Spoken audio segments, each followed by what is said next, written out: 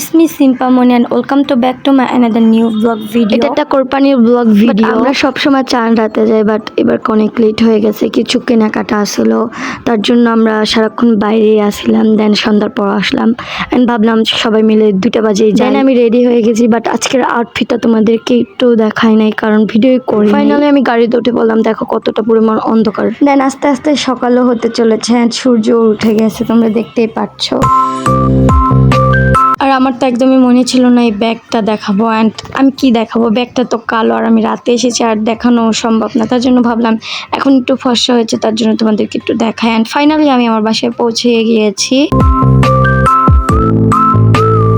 ঢোকার সাথে সাথে আমি ঘুম দিয়েছি কারণ আমি রাত জাগনা ছিলাম অ্যান্ড গাড়ি জানি। ঘুম থেকে ওঠার পরেই নাকি শুনলাম গরু কোরবানি হয়ে গেছে, তার জন্য আমি গরু কোরবানির ভিডিওটা তোমাদের সাথে দিতে পারিনি। এখানে গরুর চামড়া ঝুলছিল আর এই আউটফিটটা তো তোমাদেরকে দেখাই নেই। কারা কারা চিনো আমাকে কমেন্ট করো, এটা আমি আরো একবার শুনছিলাম, বাট এটা ভালো লাগে। ঈদের দিন তো আমি একদমই গরু মাংস খাই না, আমার এইসব খেয়ে টিকতে হয়। ঈদের দিন যে পরিমাণ গরম ছিল, আমি যদি মিনি ফ্যানটা না আনতাম তাহলে আমি মরেই যেতাম গরমে।